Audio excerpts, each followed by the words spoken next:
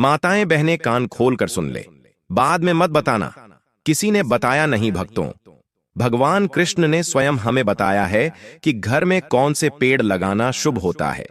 इन्हें घर में लगाने से अकाल मृत्यु नहीं होती और परिवार में सुख समृद्धि बनी रहती है और घर में मां लक्ष्मी का वास होता है। भक्तों, मैं आपको बता दूं कि धनवान लोग अपने घरों में ये पौधे लगाते हैं, इसीलिए आपको भी अपने घर में ये पौधे लगाने चाहिए। भक्तों, एक बार की बात है, देवी रुक्मिणी भगवान कृष्ण से कहती हैं, हे प्रभु, कृपया मुझे बताइए कि मनुष्य को कौन से पेड़ लगाने चाहिए, घर के सामने कौन से पेड़ लगाने चाहिए ताकि दरिद्रता दूर हो, और घर के सामने कौन से पेड़ लगाने चाहिए ताकि शत्रु, रोग, भय, भूत प्रेत आदि से बचाव हो। भगवान कृष्ण मुस्कुराते हुए कहते हैं, हे देवी रुक्मिणी, आज आपने संपूर्ण मानव जाति के कल्याण के लिए एक बहुत ही महत्वपूर्ण प्रश्न पूछा है। इस संसार में वृक्षों का बहुत बड़ा योगदान है। वृक्ष सदैव पूजनीय होते हैं, लेकिन आज आपने सही प्रश्न पूछा है कि घर के सामने कुछ विशेष पेड़ लगाने से बहुत अच्छे परिणाम मिलते हैं। पेड़ पौधे घर की सुंदरता बढ़ाते हैं, साथ ही ये वातावरण को शुद्ध रखते हैं। पेड़ सकारात्मक ऊर्जा का संचार करते हैं, जो मानव जीवन के लिए अत्यंत आवश्यक है। पेड़ नकारात्मकता को कम करने और वातावरण को अधिक सकारात्मक बनाने का काम करते हैं। घर के सामने पेड़ लगाने से घर में सुख समृद्धि आती है। साथ ही ये पेड़ पौधे कई प्रकार के स्थूल दोषों का नाश करते हैं। ये घर के आंगन में खड़े वृक्ष देवताओं की तरह घर की रक्षा करते हैं। भक्तों, भगवान कृष्ण कहते हैं, हे देवी, घर के पास कौन से पौधे लगाने चाहिए और कौन से नहीं, इसके बारे में आपको बताने से पहले मैं आपको एक प्राचीन कथा सुनाता हूं, जिससे आपको यह समझने में मदद मिलेगी कि घर के पास पेड़ पौधे लगाना कितना शुभ होता है और कौन से पौधे घर में दुख और दरिद्रता लेकर आते हैं। हे देवी रुक्मिणी, इस कथा को ध्यानपूर्वक सुने, और जो कोई भी इस कथा का स्मरण करता है उसके सैकड़ों पाप नष्ट हो जाते हैं और उसकी दरिद्रता नष्ट हो जाती है। तब देवी रुक्मिणी कहती हैं, हे प्रभु, मैं इस कथा को ध्यानपूर्वक अवश्य सुनूंगी, कृपया मुझे कथा सुनाई। तब भगवान कृष्ण कहते हैं, हे देवी, यह एक प्राचीन कथा है। देश के मध्य में एक अत्यंत सुंदर नगर था। उस नगर में गोपाल नाम का एक वैश्य अपनी पत्नी सुमित्रा के साथ रहता था। गोपाल भगवान विष्णु का भक्त था और सदैव भगवान विष्णु की पूजा करता था। गोपाल की पत्नी सुमित्रा भी गृह कार्य में निपुण थी। घर में धन संपत्ति की कोई कमी नहीं थी। ईश्वर की कृपा से उसके पास सब कुछ था। इस प्रकार बहुत दिनों के बाद गोपाल की पत्नी, जिसका नाम सुमित्रा था, अपने आंगन में कुछ पेड़ लगाए और हमेशा उन पेड़ों को पानी देती और उनकी सेवा करने लगी। सुमित्रा पेड़ लगाना नहीं जानती थी। उसने वही पेड़ लगाए जो उसे पसंद थे। उसने अपने आंगन में वे पेड़ लगाए जो अशुभ थे। इस कारण उस वैश्य गोपाल को व्यापार में बहुत घाटा होने लगा। पति पत्नी में बहुत झगड़ा होने लगा। उनके जीवन में अनेक कठिनाइयां आने लगीं। धीरे धीरे गोपाल का व्यापार मंदा हो गया और उसका सारा धन भी नष्ट हो गया। अब गोपाल के पास अनाज खरीदने के लिए भी पैसे नहीं थे। वह भूखा रहने लगा, जिससे उसकी पत्नी क्रोधित हो गई। उसने अपने पति से कुछ काम करने को कहा। फिर गोपाल गांव में काम मांगने के लिए घूमने लगा, लेकिन उसे कहीं कोई काम नहीं मिला। वह आकर अपनी पत्नी से बोला, हे भद्रे, मुझे कोई काम नहीं दे रहा है, अब मैं काम ढूंढने कहां जाऊं। दोनों बहुत दुखी हुए। दोनों के पास व्यापार करने के लिए कुछ नहीं था। गोपाल ने अपनी पत्नी के सारे आभूषण बेच दिए और जो भी पैसा मिला उससे अपना पेट भरा। इस प्रकार अशुभ वृक्ष लगाने के कारण दोनों के जीवन में घोर दरिद्रता और कष्ट आने लगे, परंतु वे दोनों ही बातें नहीं जानते थे। भगवान विष्णु और देवी लक्ष्मी वैकुंठ लोक से अपने भक्तों का यह दुर्भाग्य देख रहे थे। तब देवी लक्ष्मी ने भगवान विष्णु से कहा, हे प्रभु, क्या आप अपने भक्तों की सहायता नहीं करेंगे? गोपाल आपका परम भक्त है, वह सदैव आपकी पूजा करता है। तब भगवान विष्णु बोले, हे देवी, मैं गोपाल की सहायता अवश्य करूंगा, परंतु उससे पहले मुझे उसकी परीक्षा लेनी होगी, इसलिए मैं स्वयं उसके घर जाकर उसकी परीक्षा लेता हूं। भगवान विष्णु साधु का वेश धारण करके पृथ्वी पर प्रकट होते हैं। साधु रूपी भगवान विष्णु गोपाल के द्वार पर जाकर पूजा करने लगते हैं। तभी द्वार पर आए साधु को देखकर गोपाल उनका अभिवादन करते हैं और कहते हैं, हे साधु महाराज, आइए, इस दरिद्र के घर में आपका स्वागत है। मैं आपकी क्या सहायता कर सकता हूं? साधु रूपी भगवान विष्णु कहते हैं, हे महोदय, मैं तीर्थ यात्रा पर गया हूं, विश्राम के लिए स्थान खोज रहा हूं। अगर आपको कोई परेशानी न हो तो मुझे अपने घर में जगह दे दीजिए।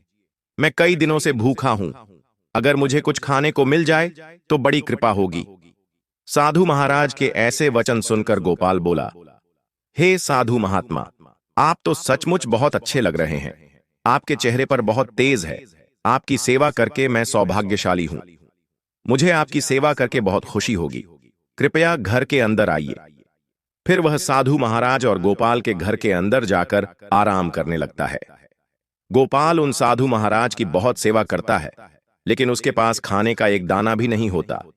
इसलिए वह अपनी पत्नी से कहता है, हे प्रिय, घर में जो साधु महात्मा आए हैं वे बहुत अच्छे लग रहे हैं। हमें उनके भोजन का कुछ प्रबंध करना चाहिए। मैं गांव में जाकर किसी से कुछ पैसे मांग लूंगा। यह कहकर वह गोपाल गांव में एक सेठ के घर जाता है और उस सेठ से कुछ पैसे मांगता है।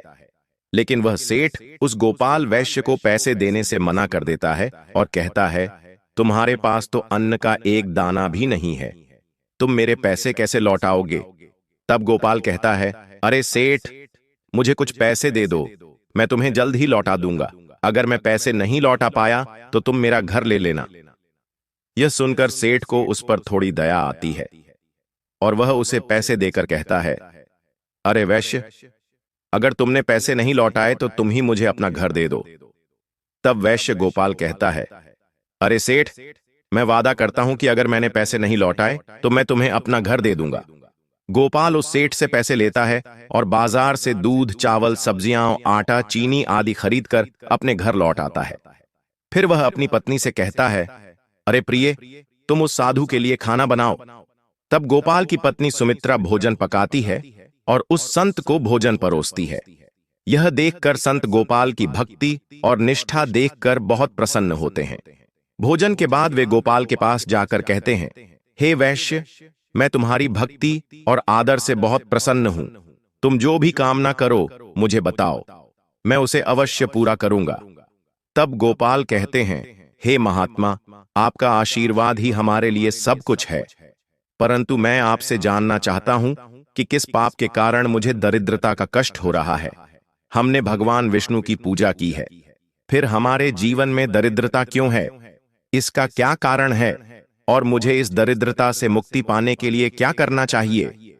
तब वे संत महात्मा कहते हैं, हे वैश्य, जब मैं तुम्हारे द्वार पर आया तो मुझे झांत हुआ कि तुम्हारे जीवन में घोर दरिद्रता और क्लेश है, क्योंकि तुम्हारे घर के सामने लगे वृक्ष ही तुम्हारी दरिद्रता का कारण है।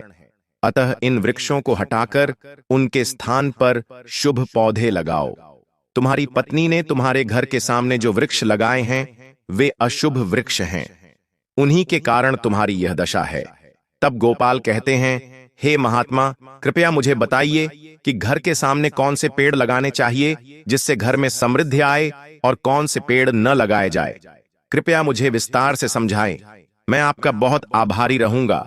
तब वह साधु महात्मा कहते हैं, हे वैश्य, ठीक है, अब मैं तुम्हें उन शुभ वृक्षों के बारे में बताता हूं जिन्हें घर के पास लगाने से शुभ फल प्राप्त होते हैं। अतः ध्यानपूर्वक सुनो। हे वैश्य गोपाल, किसी तालाब के पास एक पीपल का वृक्ष लगाओ। पीपल का वृक्ष लगाने से जो फल मिलता है वह सैकड़ों यज्ञों के बराबर होता है। जब पीपल के पत्ते उस तालाब में गिरते हैं तो वे लटकन के समान बन जाते हैं और पितरों को तृप्त करते हैं। इससे सभी प्रकार के पितृदोष दूर हो जाते हैं। जो मनुष्य पीपल को छूता है, जो मनुष्य निरंतर स्नान करता है, वह सभी पापों से मुक्त हो जाता है और कभी पराजित नहीं होता। पीपल को छूने से धन की प्राप्ति होती है और इसे अर्पित करने से आयु में वृद्धि होती है। पीपल की जड़ में भगवान विष्णु के शरीर में ब्रह्मा जी, भगवान शिव और भगवान अग्र का निवास होता है। अमावस्या के दिन पीपल को प्रणाम करने से जो फल मिलता है वह 1000 गायों के दान के बराबर होता है। इस संसार में पीपल के समान कोई वृक्ष नहीं है। भगवान हरि स्वयं इस वृक्ष के रूप में पृथ्वी पर विराजमान है। पीपल के वृक्ष को क्षति पहुंचाना या तोड़ना महापाप माना जाता है। ऐसा मनुष्य नरक में वास करता है, और जो पीपल को जड़ से काट देता है वह कभी नरक से बाहर नहीं आता।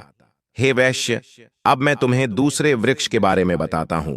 अमावस्या का फल सभी लोकों में प्रसिद्ध और श्रेष्ठ है। अमावस्या का पौधा लगाने से स्त्री पुरुष जन्म मृत्यु के बंधन से मुक्त हो जाते हैं। यह पवित्र फल भगवान विष्णु को अत्यंत प्रसन्न और शुभ माना जाता है। इसे खाने से मनुष्य सभी पापों से मुक्त हो जाता है। अमावस्या को खाने से आयु बढ़ती है। इसका जल पीने से रोग नष्ट होते हैं, और अमावस्या को जल में मिलाकर स्नान करने से दरिद्रता दूर होती है और सभी प्रकार के धन की प्राप्ति होती है। जिस घर में अमावस्या सदैव विद्यमान रहती है, उस घर में भूत प्रेत कभी प्रवेश नहीं करते।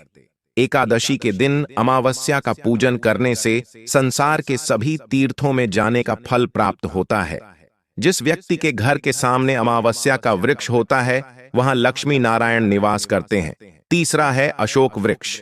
अशोक वृक्ष में अप्सराएं निवास करती हैं। यह वृक्ष शोक का नाश करने वाला और निराशा का अंत करने वाला है। इस वृक्ष को घर के पास लगाने से घर में सुख शांति बनी रहती है। अशोक वृक्ष शीतलता और यौवन प्रदान करता है। रावण द्वारा हरण के बाद जब देवी लक्ष्मी ने सीता के रूप में अवतार लिया, तब उनका निवास अशोक वाटिका में था। अशोक वृक्ष ने माता सीता की बहुत सेवा की थी, इसलिए माता सीता ने अशोक वृक्ष को यह वरदान दिया था कि यह वृक्ष जहां भी होगा वहां उनका निवास सदैव रहेगा। चौथा है पाकड़ का वृक्ष। प्रत्येक व्यक्ति को पाकड़ का वृक्ष अवश्य लगाना चाहिए। इस वृक्ष को लगाने से प्राप्त होने वाला फल महायज्ञ के समान होता है। कलयुग में मनुष्य यज्ञ नहीं कर पाएंगे, इसलिए पाकड़ का वृक्ष अवश्य लगाना चाहिए। पांचवां है नियम का वृक्ष। नियम का वृक्ष लगाने से सूर्यदेव प्रसन्न होते हैं। नियम का वृक्ष जीवन देने वाला माना जाता है। इसे घर के पास लगाने से सभी प्रकार के रोगों से मुक्ति मिलती है, और मां लक्ष्मी को नियम के पत्ते बहुत प्रिय हैं, इसलिए वे नियम के वृक्ष के पास निवास करती हैं। घर के सामने नीम का वृक्ष लगाने से धन की प्राप्ति होती है। छठा है जामुन का पेड़। अगर किसी व्यक्ति को कन्या प्राप्ति की इच्छा हो तो उसे जामुन का पेड़ अवश्य लगाना चाहिए। जिस व्यक्ति के घर के सामने जामुन का पेड़ होता है, उसके घर कन्या का जन्म होता है, जिससे कुल का गौरव बढ़ता है। सातवां है बेल का पेड़। बेल के पेड़ में भगवान शिव और गुलाब में देवी पार्वती का वास होता है, इसलिए अगर बेल के पेड़ के पास गुलाब का पौधा लगाया जाए तो भगवान शिव को पार्वती का आशीर्वाद प्राप्त होता है। उस घर में कभी दुख और दरिद्रता नहीं रहती। उस घर में कभी अकाल मृत्यु नहीं होती और कोई स्त्री विधवा नहीं होती। आठवां है नारियल का पेड़। नारियल का पेड़ लगाने से पुरुष अनेक उत्तम संतानों का पिता बनता है। नारियल किसी भी धार्मिक अनुष्ठान का एक अनिवार्य अंग है। इसे बहुत शुभ माना जाता है। कुंद और मोगरा के पेड़ों में गंधर्वों का निवास होता है, इसलिए इस पौधे को अपने घर के पास लगाने से आपके कार्यों में अच्छे और शुभ फल प्राप्त होते हैं। खासकर कला के क्षेत्र में काम करने वालों को यह पौधा अवश्य लगाना चाहिए। यदि किसी व्यक्ति को चोरों और लुटेरों का भय रहता है तो उसे अपने घर के पास बेल का वृक्ष अवश्य लगाना चाहिए। यह बेल वृक्ष चोर लुटेरों को भयभीत करता है और घर की रक्षा करता है। प्रकाशवान वृक्ष पुण्य और धन प्रदान करते हैं। इन वृक्षों को लगाने से दुहक और दरिद्रता का नाश होता है। यदि घर की उत्तर दिशा में पंचकोणीय चंपा का पौधा लगाया जाए तो धन में वृद्धि होती है। केले का वृक्ष भी अत्यंत शुभ होता है और यह घर में सुख, समृद्धि और ऐश्वर्य लाता है। केले के वृक्ष में भगवान विष्णु का वास होता है, इसलिए घर में केले का वृक्ष होने से घर में धन की कमी नहीं होती। हर्ष रंग के पौधे को पारिजात भी कहा जाता है। इस पौधे की उत्पत्ति समुद्र मुद्रा के काल में हुई थी और देवी लक्ष्मी भी समुद्र मुद्रा के कारण ही प्रकट हुई थीं। इसीलिए पारिजात के पौधे का बहुत महत्व है। यदि आप अपने घर में यह पौधा लगाते हैं तो आपको मां लक्ष्मी की विशेष कृपा प्राप्त होगी।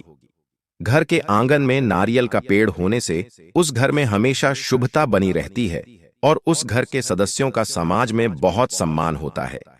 सुंदर पत्नी की कामना रखने वाले पुरुष को केले का पेड़ लगाना चाहिए। सुंदर, सुशील और सौभाग्यशाली पत्नी की कामना रखने वाले पुरुष को अपने आंगन या आसपास केले का पेड़ अवश्य लगाना चाहिए। केले का पेड़ न केवल स्वास्थ्यवर्धक फल प्रदान करता है, बल्कि इसे शुभता और सुंदरता का प्रतीक भी माना जाता है। केले का पेड़ अपने लाल फूलों और फलों के कारण सकारात्मक ऊर्जा का संचार करता है। यह पेड़ देवी लक्ष्मी का प्रतीक भी माना जाता है और इसकी उपस्थिति से घर में धन, समृद्धि और पारिवारिक समृद्धि बढ़ती है। केले के फल का सेवन करने से शरीर स्वस्थ और स्फूर्तिवान बनता है। बरगद का पेड़ ब्रह्मा का तेज देता है, इसलिए इसे अवश्य लगाना चाहिए। बरगद के पेड़ को धर्म का वृक्ष कहा जाता है। इसे ब्रह्मा और अग्नि का प्रतीक माना जाता है। इसके लाल फूल ऊर्जा, शक्ति और उत्साह के प्रतीक हैं। बरगद का पेड़ व्यक्ति को आध्यात्मिक उन्नति प्रदान करता है। यह ध्यान और तपस्या में सहायक होता है और व्यक्ति के भीतर ब्रह्म ऊर्जा के प्रवाह को बढ़ाता है। बरगद के पेड़ की लकड़ी और पत्तियों का उपयोग यज्ञ और पूजा के लिए किया जाता है। इनसे बनी रचना अग्नि प्रज्वलित करती है और वातावरण को शुद्ध बनाती है। जो व्यक्ति परिवार में वृद्ध और संतान की कामना रखता है, उसे बरगद का पेड़ अवश्य लगाना चाहिए। यदि कोई व्यक्ति किसी रोग से ग्रस्त है, तो उसे बरगद का पेड़ अवश्य लगाना चाहिए। बरगद का पेड़ लगाने से बड़े बड़े रोग नष्ट हो जाते हैं। बरगद का पेड़ आरोग्य प्रदान करता है। अब हम आपको बताएंगे कि घर के सामने कौन से पेड़ नहीं लगाने चाहिए। पहला है मृत पौधा। मृत पौधों के कांटे उनके चारों ओर नकारात्मक ऊर्जा का संचार करते हैं। ये पौधे घर में मानसिक तनाव, झगड़े और अशांति का कारण बन सकते हैं। घर के अंदर कांटेदार पौधे लगाने से वास्तविक समस्याएं उत्पन्न होती हैं। इससे घर के सदस्यों को आर्थिक परेशानी और पारिवारिक कलह हो सकती है। व्यक्ति को कभी भी बरगद का पेड़ नहीं लगाना चाहिए। बरगद का पेड़ संतान का नाश करता है। जिस घर में बरगद का पेड़ होता है, उस घर की संतान कभी नहीं सुधरती। व्यक्ति को अपने घर के पास कभी भी मृग का पेड़ नहीं लगाना चाहिए। इस पेड़ पर भूत प्रेत का वास होता है। मृग का पेड़ लगाने वाला व्यक्ति भूत बन जाता है। उसे कभी भी इसके नीचे बैठकर इसकी पूजा नहीं करनी चाहिए। घर में कभी भी ऐसे पौधे न लगाएं जिन्हें काटने या तोड़ने पर दूध निकलता हो। घर के सामने कभी भी बरगद का पेड़ न लगाएं। इसे लगाने से नकारात्मकता बढ़ती है, धन का नाश होता है और परेशानियां पैदा होती हैं। घर के पास कभी भी आम का पेड़ न लगाएं। घर पर इस पेड़ की छाया पड़ने से बुरे फल लगते हैं, इसलिए इस पेड़ को घर से दूर रखना चाहिए। व्यक्ति को अपने घर के सामने कभी भी पपीते का पेड़ नहीं लगाना चाहिए। इस पेड़ को लगाने से धन का नाश होता है और दरिद्रता आती है। अगर घर की दिशा में बरगद का पेड़ हो तो घर में दरिद्रता आ सकती है। अगर घर की पश्चिम दिशा में पपीते का पेड़ हो तो घर में दरिद्रता आ सकती है। अगर घर की दक्षिण दिशा में बरगद का पेड़ हो तो संतान को कष्ट सहना पड़ता है। अगर किसी मृत पेड़ की छाया घर पर पड़ती है तो यह मृत्यु का कारण बनता है। मृत पेड़ को तुरंत हटा देना चाहिए। मृत पौधे कठोर और शुष्क वातावरण में पनपते हैं। इन पौधों में कांटे और मोटे तने होते हैं जो नमी और पानी के भंडारण के लिए उपयुक्त होते हैं, लेकिन घर के अंदर या आंगन में इनका होना शुभ नहीं माना जाता है। संत उस गोपाल वैश्य से कहते हैं, हे वैश्य गोपाल, मैंने तुम्हें इन सब के बारे में बता दिया है, शुभ और अशुभ वृक्ष। इसलिए तुम्हें ये वृक्ष लगाने चाहिए और भगवान की कृपा प्राप्त करनी चाहिए। गोपाल कहता है, हे महात्मा, आपने आज मुझे उत्तम ज्ञान दिया है, मैं आपका धन्यवाद करता हूं। तब भगवान विष्णु, जो साधु हैं, गोपाल को आशीर्वाद देते हैं और वहीं से अंतर्ध्यान हो जाते हैं। साधु महात्मा को अचानक अदृश्य होते देख गोपाल और उसकी पत्नी आश्चर्यचकित हो जाते हैं। तब उन्हें समझ आता है कि स्वयं भगवान विष्णु उनके घर पधारे हैं। तब गोपाल उस साधु महात्मा के कथनानुसार अपने घर के सामने अनेक शुभ वृक्ष लगा देता है, जिससे उसे अचानक बहुत सारा धन प्राप्त होता है और उसकी दरिद्रता दूर हो जाती है। गोपाल और उसकी पत्नी भगवान विष्णु का धन्यवाद करने लगते हैं। भगवान कृष्ण कहते हैं, हे देवी रुक्मिणी, इस प्रकार मैंने तुम्हें शुभ और अशुभ दोनों वृक्षों के बारे में बताया है। अब तुम भी अपने घर जाओ। अगर आप चाहते हैं माताएं लक्ष्मी की कृपा आप पर हमेशा बनी रहे, तो वीडियो को लाइक करके चैनल को सब्सक्राइब जरूर कर लेना।